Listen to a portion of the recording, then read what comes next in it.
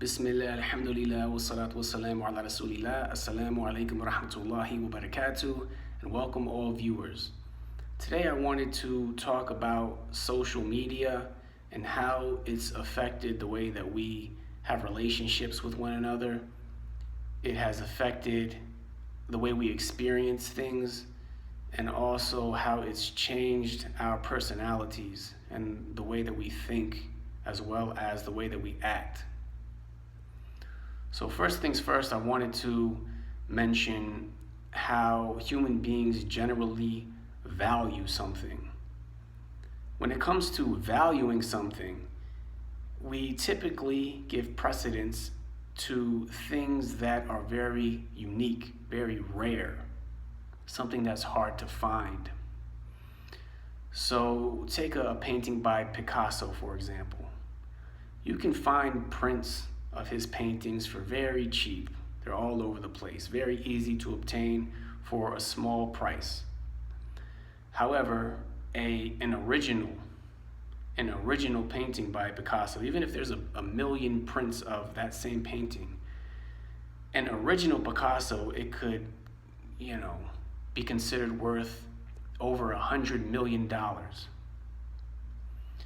Why? Because there's only one original. So human beings tend to give that much more value.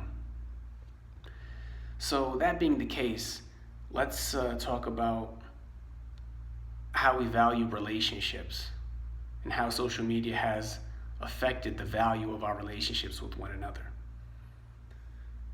Now, before social media and before cell phones and the internet and things like that, if you went out and you experienced something very significant, there was a very important event that took place in your life, generally speaking, you would go home and you'd share that experience first and foremost with your family, the people you live with, your parents, your siblings, your spouse, your children. And because they were the first people you shared that event with, it created a unique bond. You knew that they had a very special place in your life. They were the first people to hear about these things, the first people that you could share good news with, and then you'd hear their response, you could discuss it, and you could share a very special moment together. And beyond that, even after you told your family, for example, you might go to the phone and call a close relative or a best friend.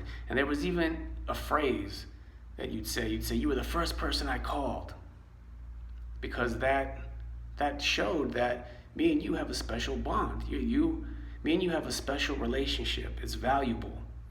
It's more valuable than other relationships because you're the first person I told. You're the first person I called. And this created strong, unique, special relationships between people. Nowadays, with smartphones and social media, oftentimes, by the time you get home, it's already all over the internet. Okay, so as soon as an event takes place, you're taking pictures, you're recording it, you're posting it. And by the time you get home, you tell your family, and it's like they're the 50th people to know. Maybe they already saw it online. They're like, yeah, we saw that you had posted that. I was the 30th person to like it. I was the 10th person to comment.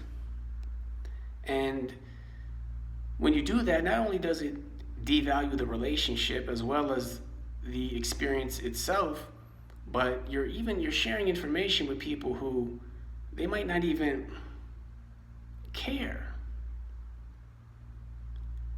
Like they might actually spoil the whole thing by posting a nasty comment.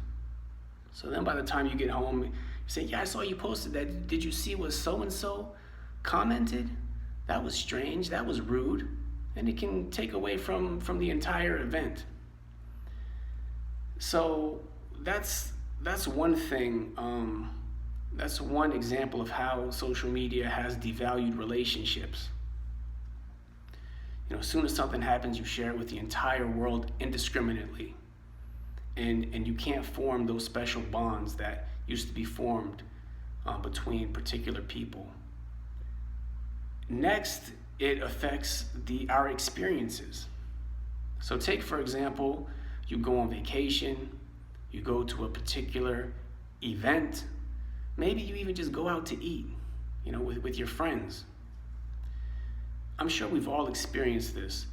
You're at an event and you see people, they're not even experiencing what's going on. They're not even living in the moment. The whole time they're on their phone, they're taking pictures, they're recording, they're documenting it, and they're not even experiencing it themselves, let alone sharing that experience with the people around them. So that belittles our experiences. Whereas before smartphones and social media, you'd go to an event, you'd have your full attention set on whatever was going on. You would build strong relationships with people because you were there with them, interacting with them, discussing things with them. And it created meaningful experiences, and again, it goes back to relationships. It would create stronger relationships with people.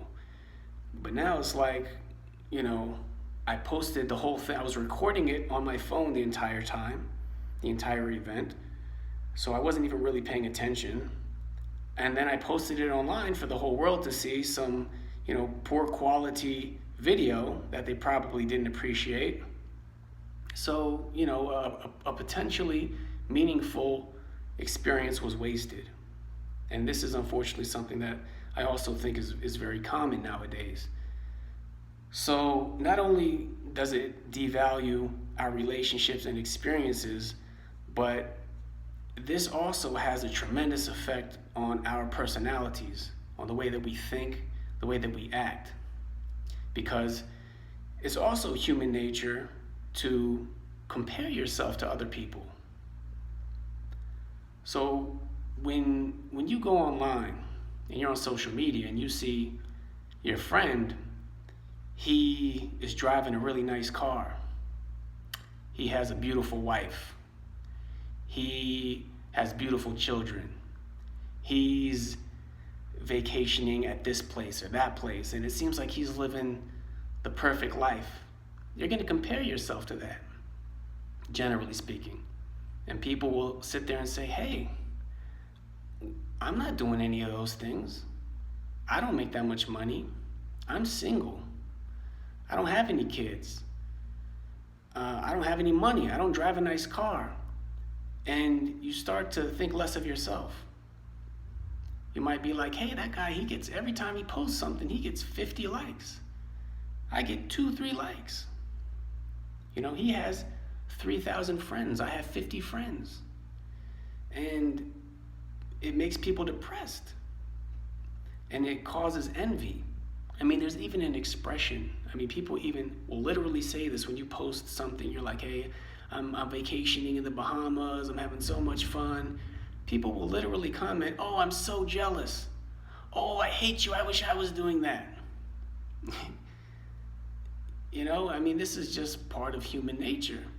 And as far as Islam is concerned, we know that there's two ways we can approach this. Number one is that we should look at people who have it more difficult than we do, because that will cause us to appreciate our blessings. We all have a countless amount of blessings. However, if you're looking at somebody who you think has it better than you, it can make you ungrateful. So we should look at people who have it worse than us.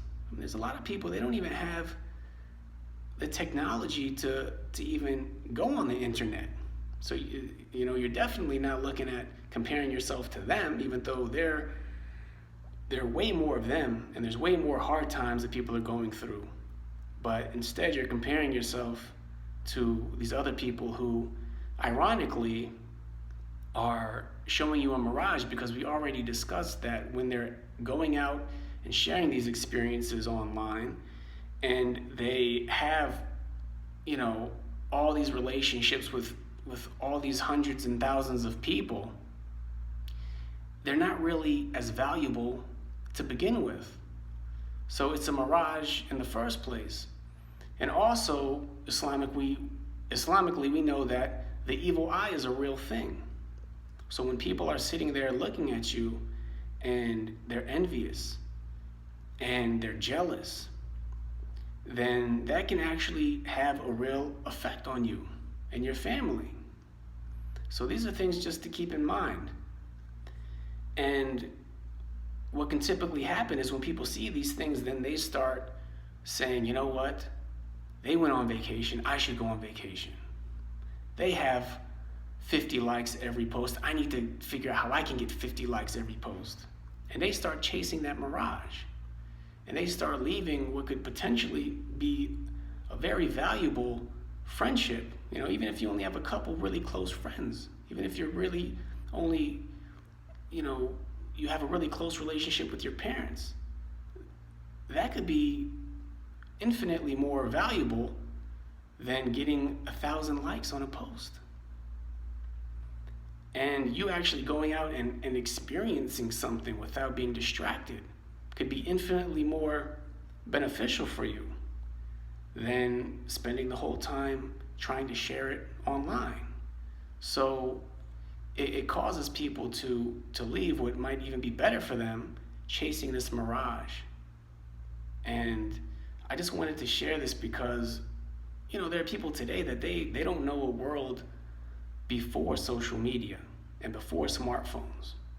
Kids are now born, and before they can even really talk, they're on their smartphones. So I just wanted to share that with some of you, and also to remind some of us who may have forgotten what it was like before social media, and who might have never really thought about how it affects us and how it has devalued our relationships and our experiences, and how it has caused us to compete with one another over frivolous things. And that's pretty much it. May Allah guide all of us. Jazakumullahu khairan. Wassalamu alaikum wa rahmatullahi wa barakatuh.